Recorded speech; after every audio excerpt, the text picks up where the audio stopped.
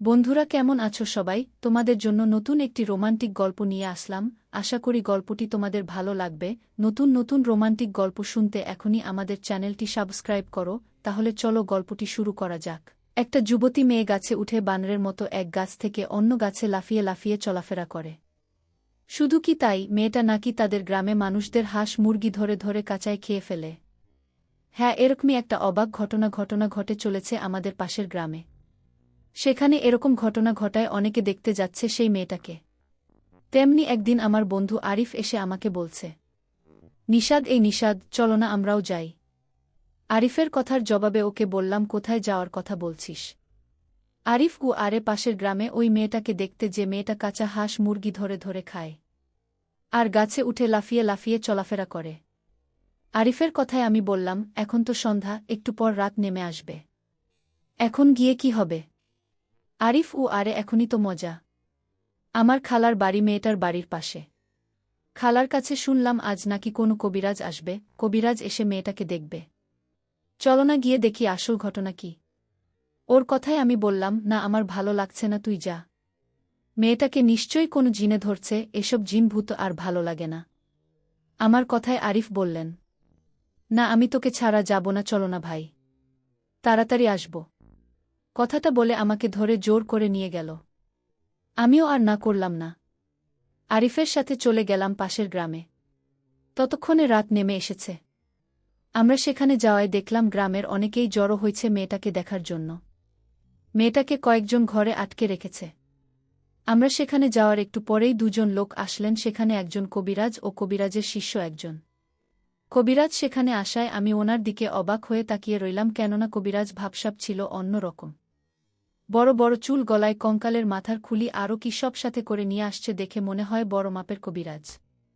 যাই হোক, কবিরাজ আসার পর এদিক সেদিক তাকিয়ে বললেন, কই মেয়েটাকে নিয়ে আসো, আমার সামনে নিয়ে আসো ওকে। কবিরাজের কথামতো ৩-৪ জন মহিলা মেয়েটাকে ধরাধরি করে ঘর থেকে বাহিরে নিয়ে আসলেন। মেয়েটা যুবতী, দেখতেও মাশাআল্লাহ বেশ সুন্দর। মেয়েটাকে দেখে মনে হয় না জিনে ধরা মেয়ে। মেয়েটাকে কবিরাজের সামনে নিয়ে আসার পর কবিরাজ মেয়েটার সামনে দাঁড়িয়ে মেয়েটার মাথায় হাত রাখতেই মেয়েটা একটা ঝাঁকি দিয়ে চোখ লাল করে বললেন, ছাড় আমাকে। মেয়েটার কথায় কবিরাজ বললেন, ওকে ছেড়ে দিন তো, ওকে ছেড়ে একটু দূরে গিয়ে দাঁড়ান। কবিরাজের কথায় মহিলাগুলো মেয়েটাকে ছেড়ে দিয়ে দূরে গিয়ে দাঁড়ালেন। এদিকে কবিরাজ মেয়েটাকে উদ্দেশ্য করে বললেন, আমি জানি তুই আশপাশে আছিস। হ্যাঁ, তোকে বলছি, তুই মেয়েটাকে ছেড়ে চলে যা, নইলে আজকেই হবে তোর শেষ দিন। কথাটা বলে কবিরাজ তার ব্যাগ থেকে ধুলোর মতো কি জানি বের করে মেয়েটার শরীরে ছিটিয়ে দেওয়ার সাথে সাথে হঠাৎ করে অদৃশ্য কেউ কবিরাজকে ধরে শূন্যে তুলে গাছের উপর দিয়ে বাড়ির পাশের জমিতে ফেলে দিলেন। ভাবতে পারছেন, কবিরাজ ছিল উঠানে, সেই কবিরাজকে ধরে শূন্যে উড়িয়ে গাছের উপর দিয়ে পাশের জমিতে ফেলে দিচ্ছেন। কবিরাজকে এভাবে উড়িয়ে নিয়ে যাওয়ায় সেখানে আসা গ্রামের মানুষজন ভয়ে দৌড়াদৌড়ি করতে লাগলেন। অনেকে ভয়ে পালিয়ে গেলেন সেখান থেকে। অনেকের মতো আমার সাথে আসা বন্ধু আরিফ ও কোথায় যেন পালিয়ে গেলেন। ভয়ে আরিফ পালিয়ে যাওয়ায় আমি ওকে ডাকতে লাগলাম, আরিফ, এই কই গেলি, আর ভয় পাসনে কই গেলি? কিন্তু আরিফের কোনো খোঁজ পেলাম না, ও ভয়ে পালিয়ে গেছে মনে হয়। অনেকে পালানোর পর সেখানে কিছু পুরুষ মানুষ ছিলেন। কবিরাজকে এভাবে উড়িয়ে নিয়ে যাওয়ায় সবাই লাইট হাতে দৌড়ে গেলেন সেদিকে। সবাই কবিরাজের কাছে গিয়ে ওনাকে ধরাধরি করে উপরে নিয়ে আসায় কবিরাজ হাঁফাতে হাঁফাতে বললেন, আমাকে মাফ করবেন, এই মেয়েটাকে যে জিনটা ধরছে সে অনেক শক্তিশালী, আমি ওর সাথে পারব না। আমার এখানে আসাটাই ভুল হয়েছে, আমি চলে যাচ্ছি, মাফ করবেন আমাকে। কথাটা বলে চলে গেলেন কবিরাজ। কবিরাজ চলে যাবার পর মেয়েটাও জ্ঞান হারিয়ে পড়ে গেলেন। মেয়েটা জ্ঞান হারানোর পর ওকে ধরাধরি করে ঘরে নিয়ে যাওয়া হলো। মেয়েটাকে ঘরে নিয়ে যাওয়ার পর গ্রামে সবাই যে যার বাড়িতে যেতে লাগলেন। আমিও তার ব্যতিক্রম করলাম না, আমিও চলতে লাগলাম বাড়ির দিকে। আসার সময় আরিফ সাথে থাকলেও এখন একা একা যাচ্ছি, বিতুটা যে ভয়ে কোথায় গেল জানি না। আমি একা একা বাড়ির দিকে যাচ্ছি। হঠাৎ আমার পিছনে কারো আওয়াজ পেলাম। পিছনে কারো আওয়াজ পেয়ে পিছনে তাকাতেই দেখলাম আয়শাপরী দাঁড়িয়ে আছে।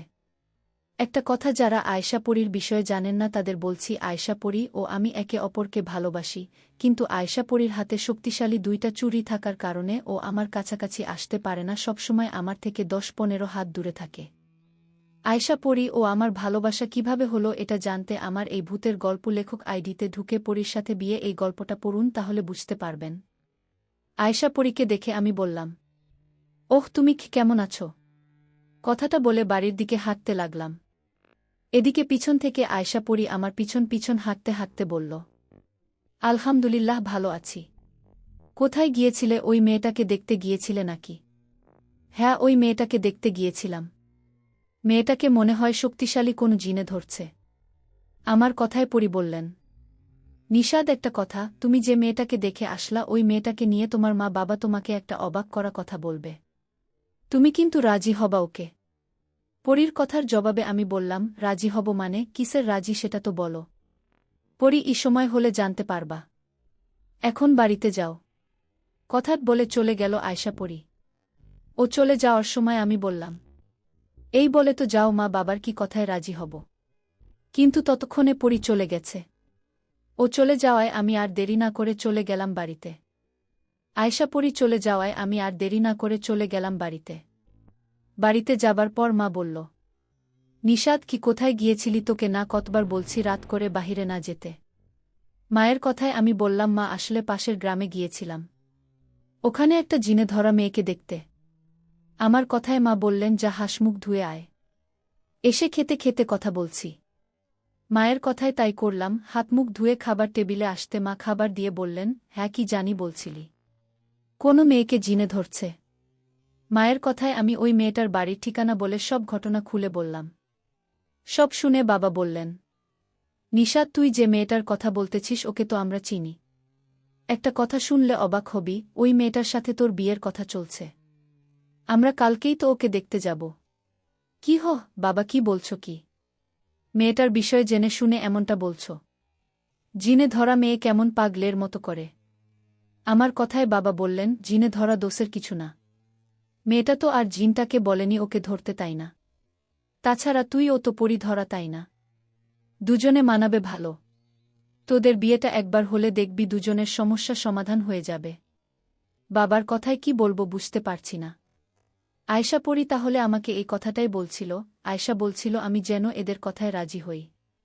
তার মানে আয়শা পরি কি চায় আমার অন্য কোথাও বিয়ে হোক? সেটা যাই হোক, আয়শা পরির সাথে দেখা হলে জিজ্ঞেস করে নিব। এই ভেবে আমি আর কিছু না বলে চুপচাপ খেয়ে উঠে যেতে লাগলাম। আমি খাবার শেষে উঠে যাওয়ার সময় মা বলল, কি হলো, কিছুই তো বললি না? তাহলে এটাই ফাইনাল, কালকে বিকালে আমরা সবাই মেয়েটাকে দেখতে যাব। মায়ের কথায় আমি কিছু না বলে ঘরে চলে গেলাম। ঘরে গিয়ে পরির জন্য অপেক্ষা করতে লাগলাম। মধ্যরাত আয়শা পরি আমার ঘরে আসলেন। ও এসে আমাকে বললেন, কি ব্যাপার, না ঘুমিয়ে জেগে আছো যে, আবার আমাকে স্মরণ করছো? কিছু হয়েছে কি? পরির কথায় ওর দিকে তাকিয়ে বললাম, কেন এমনটা করছো? কোথায় তুমি আমার অন্য কোথাও বিয়ের কথা শুনে রেগে যাবা, বিয়ে ভেঙে দিবা, তা না করে আমাকে উল্টো বিয়ে করতে বলছো, এই কি তোমার ভালোবাসা? আমার কথার জবাবে আয়শা পরি বললেন, দেখো নিশাদ, তোমার প্রতি আমার ভালোবাসা একটুও কমেনি, তোমাকে আমি অনেকটা ভালোবাসি। আমরা পরিস্থিতি স্বীকার হইছি, আমরা জিন জাতি, আল্লাহ তাআলা আমাদের হায়াত দিয়েছে অনেক, কিন্তু তোমরা মানব জাতি, তোমাদের হায়াত কম। তোমার এই ছোট জীবনটা কি এভাবে কেটে যাবে? আমরা একে অপরকে ভালোবাসি, কিন্তু কেউ কারো কাছে আসতে পারি না, বিয়েও করতে পারছি না। এভাবে কতদিন থাকবা? তাই তোমার ভালোর জন্য আমি এই কথাটা তোমাকে বলছি, তুমি অন্য কাউকে বিয়ে করো। আমি তো আর তোমাকে ছেড়ে যাব না, তোমার বিয়ে হলেও আমি থাকব তোমার সাথে। পরীর কথায় ওর দিকে তাকিয়ে বললাম, আমার ভালো ভালো নিয়ে তোমাকে ভাবতে হবে না। আমি অন্য কাউকে বিয়ে করতে পারবো না মানে না। কথাটা বলে শুয়ে পড়লাম। এদিকে পরী আমাকে নানাভাবে বুঝানোর চেষ্টা করেও যেন ব্যর্থ হলেন। আমি চুপ করে চোখ বন্ধ করে শুয়ে আছি। তখন পরী বলল, আমি চলে যাচ্ছি। তুমি যদি আমাকে ভালোবেসে থাকো তাহলে কাল তোমার মা বাবার সাথে যাবে ওই মেয়েটাকে দেখতে। কথাটা বলে চলে গেল আয়শা পরি। এদিকে ও চলে যাবার পর আমিও ঘুমিয়ে পড়লাম। পরের দিন কথামত নিজের ইচ্ছের বিরুদ্ধে গিয়ে মা বাবার সাথে চলে গেলাম সেই মেয়েটার বাড়িতে। মেয়েটার বাড়িতে যাবার পর আমি সুযোগ খুঁজছিলাম মেয়েটার সাথে একা কথা বলার। কিছুক্ষণ পর সেই সুযোগটা আমি পেয়েও গেলাম মেয়েটার সাথে একা কথা বলার। আমি মেয়েটাকে ফাঁকা কোথাও নিয়ে গিয়ে আমি কিছু বলার আগে ও বলল, দেখুন ভাইয়া, আমিও আপনার সাথে একা একটু কথা বলতে চাইলাম। আসলে আমি এই বিয়েটা করতে চাই না, করতেও পারবো না, আমার সাথে একটা জিন থাকে। মেয়েটার কথায় আমি বেশ খুশি হয়ে বললাম, আমি জানি আপনার সাথে জিন থাকে। মেয়েটা কিভাবে জানেন? কালকে রাতে আমি আপনার জিন ছাড়ানো দেখতে আসছিলাম। কিন্তু তখনও জানতাম না আপনার সাথে আমার বিয়ের কথাবার্তা চলছে। আচ্ছা, আপনাকে একটা কথা বলি। আপনি তো আমাকে বিয়ে করতে চান না, কিন্তু কেন বলুন তো? আপনি কি সেই জিনটাকে ভালোবাসেন? ওকে কি ভালো লাগে? আমার কথায় সেই মেয়েটা অবাক করা একটা কথা বললেন। মেয়েটা বললেন, শুধু ভালোবাসি না, আমরা দুজন বিয়ে করছি। সেই জিনের সাথে আমার বিয়ে ও বাসর হয়েছে। জিনের সাথে বাসর? কি এসব কি সত্যি নাকি আপনারা বিয়ে করছেন? মেয়েটা হ্যাঁ, এটাই সত্যি। আমরা বিয়ে করছি, এটা কেউ জানে না। সবাই জানে আমাকে জিনে ধরছে। আচ্ছা, একটা কথা, আপনারা যদি বিয়ে করছেন তাহলে সেই জিনটা আপনার শরীরে ভর করে কেন আপনারা গাছে তুলে বানরের মতো লাফিয়ে লাফিয়ে চলাফেরা করে কেনই বা হাঁস মুরগি ধরে কাঁচায় খেয়ে ফেলেন? আমার কথায় মেয়েটা বললেন, এসব করার কারণ আছে, ও এসব করে যেন সবাই জানাজানি হয় আমি জিনে ধরা মেয়ে, আমি পাগলের মতো চলাফেরা করি, আমাকে যেন কেউ কখনো বিয়ে না করে সেজন্য। ওহো, তাহলে এই ব্যাপার। আচ্ছা, আপনি চিন্তা করবেন না, আমি আপনাকে বিয়ে করব না। মেয়েটা হ্যাঁ, সেটাই আপনার জন্য ভালো হবে। আর শুনুন, আমার সাথে যে জিনটা থাকে ও আপনার কাছে আসতে পারে আপনার সাথে কথা বলতে, আপনি আবার ভয় পাবেন না। আরে না, চিন্তা করবেন না। আমি জিন ভূত দেখে এখন আর তেমন ভয় পাই না, কারণ আমার সাথেও যে একটা পরী থাকে। কিন্তু আপনাদের মতো আমাদের বিয়ে হয়নি। জানি না কখনো হবে কিনা। তা যাই হোক, আপনি চিন্তা করবেন না। আপনার সাথে আমার বিয়ে হবে না। কথাটা বলে সেখান থেকে চলে আসলাম বাড়িতে।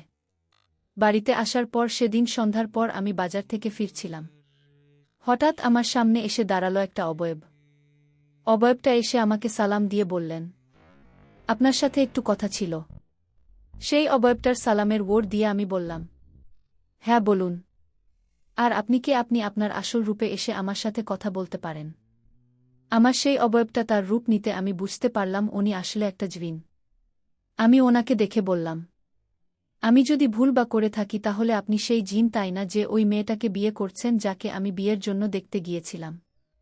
আমার কথায় সেই জিনটা বলল, হ্যাঁ আমি সেই। আমি আপনার কথা শুনেছি। আপনি মেয়েটাকে বিয়ে করতে রাজি না হওয়ায় আমি অনেক খুশি হয়েছি।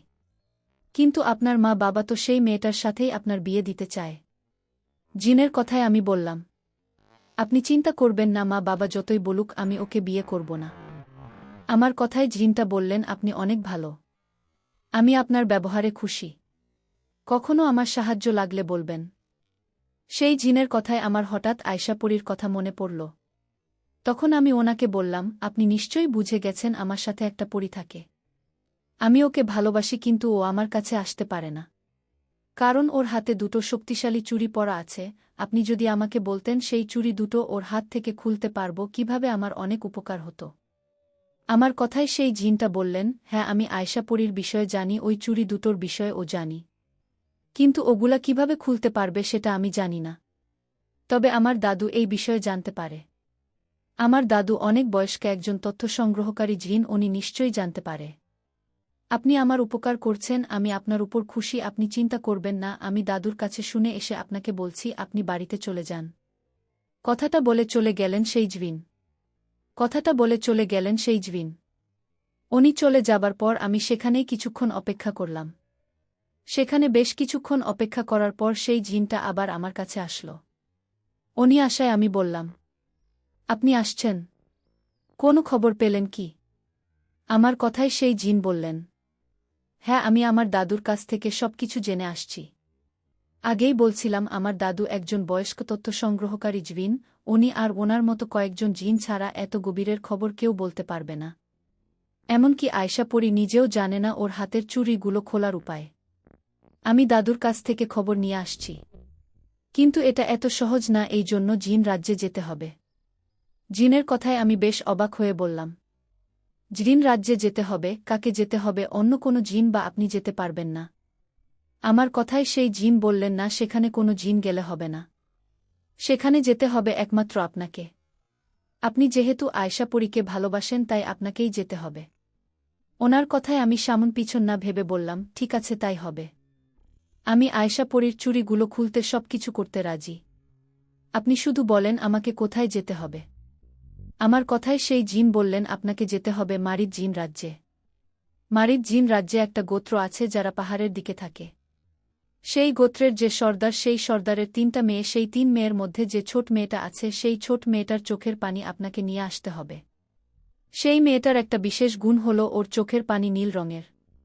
আর ওর চোখের পানি দিয়ে অনেক রোগের চিকিৎসাও নাকি হয়। সেই মেয়েটার চোখের পানি এনে সেটার সাথে আপনার শরীরের রক্ত মিশিয়ে এটা যদি আয়শা পরীর সেই চুড়িতে লাগানো যায়, তাহলে আয়শা পরীর চুড়িগুলো নষ্ট হয়ে হাত থেকে খুলে যাবে, আর তখন আয়শা পরী আবার আগের মতো আপনার কাছে আসতে পারবে।